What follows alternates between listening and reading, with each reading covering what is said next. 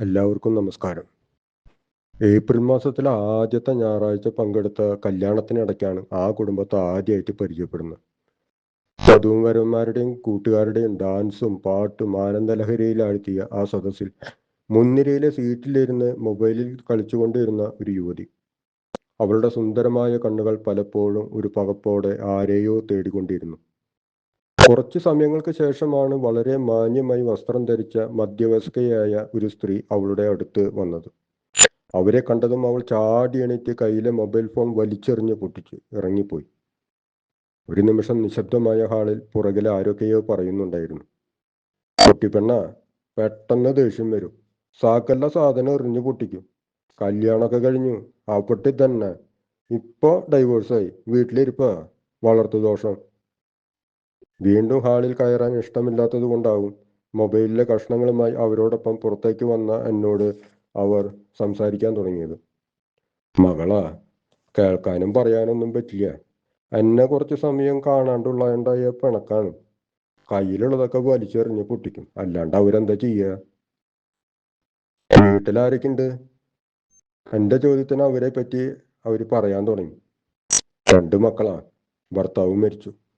ഇവളെ ഇളയതാ, മൂത്തോന് കേൾവിക്കുറവുണ്ട്, hearing aid ഉപയോഗിക്കണോണ്ട് ഇപ്പൊ ഒരു കടയിൽ പോകുന്നു. സംസാരിക്കാൻ വലിയ കുഴപ്പമില്ല. ആദ്യം കൂലിപ്പണിക്കാ പോകണ്ടായത്. ഹിയറിംഗ് എയ്ഡ് എപ്പോഴും കേടാവും. ഇത് ഈ മഴയും വെയിലും വിയർപ്പും പൊടിയും ഒന്നും ആവാൻ പാടില്ല, പെട്ടെന്ന് കേടാവും. പിന്നെ വിലയാണെങ്കിൽ ഭയങ്കര വിലയാ, 25,000 രൂപയ്ക്കാണ്. ബാറ്ററിക്കാണെങ്കിൽ 30 രൂപ 40 രൂപയ്ക്കുണ്ട്.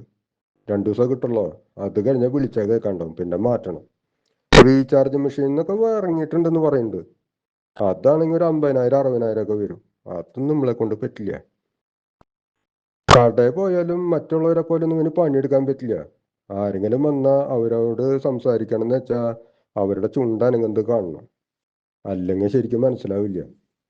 അവരങ്ങോട്ട് തിരിഞ്ഞാൽ അവര് പറയണതൊന്നും ആവില്ല ഇവ എടുത്തു കൊടുക്കുക. അവര് സാധനങ്ങൾ വാങ്ങാണ്ട് പോയാൽ മുതലാളിക്ക് ദേഷ്യം വരും. വണ്ടിയിൽ നിന്ന് സാധനങ്ങൾ ഇറക്കലും കയറ്റലും ഒക്കെ നന്നായിട്ട് ചെയ്യും. ആരോടും സംസാരിക്കണ്ടല്ലോ, അങ്ങനത്തെ പണിയാ സുഖം. മുതലാളി ശമ്പളം കുറവ് കൊടുക്കുള്ളോ, ഇവൻ പെട്ടെന്ന് സ്ഥലം മാറി പോവില്ലാന്ന് ആൾക്കറിയാം. ആരും പണി കൊടുക്കില്ലല്ലോ. ഇവർക്ക് ഇവരെ പോലെയുള്ളവരോടാണ് കൂടുതൽ കൂട്ട്. നമ്മൾ പറയണതൊന്നും കേൾക്കില്ല. എനിക്കാണെങ്കിൽ സൈൻ ലാംഗ്വേജ് അറിയാത്ത കാരണം ഇവരോട് സംസാരിക്കാനും പറ്റില്ല. ഇപ്പൊ കുറെ അച്ഛന്മാരും സിസ്റ്റേഴ്സും ഒക്കെ ഇത് പഠിച്ചു വരുന്നുണ്ട്. അവരെ കൊണ്ട് സംസാരിപ്പിക്കണം. അങ്ങനെ കുറെ പ്രശ്നങ്ങളൊക്കെ തീർക്കണം. അല്ല, അതൊക്കെ എന്നെ വലിയ ഉപകാരമായി. ഇപ്പൊ സൈൻ ലാംഗ്വേജിൽ കുർബാനയൊക്കെ തുടങ്ങിയിട്ടുണ്ട്. അല്ലെങ്കിൽ പള്ളി പോക്കൊന്നും ഉണ്ടായിരുന്നില്ലാന്നേ. ഇപ്പൊ വല്ലപ്പോഴൊക്കെ പോവും. എന്തെങ്കിലും നല്ല കാര്യങ്ങൾ പറയുന്നത് മനസ്സിലാവണ്ടേ? ഒന്നും പറഞ്ഞാൽ മനസ്സിലാവാത്ത കാരണം കൊണ്ട് പള്ളിയിലൊന്നും പോണില്ല എന്നാ പറയണം. പിന്നെ വല്ലതും വായിക്കാൻ പറഞ്ഞാൽ അതൊന്നും ചെയ്യില്ല. എപ്പോഴും കൂട്ടുകാരുടെ കൂടെ വാട്സപ്പിൽ ചാറ്റിങ്, വേറെ ഒരു പണിയില്ല.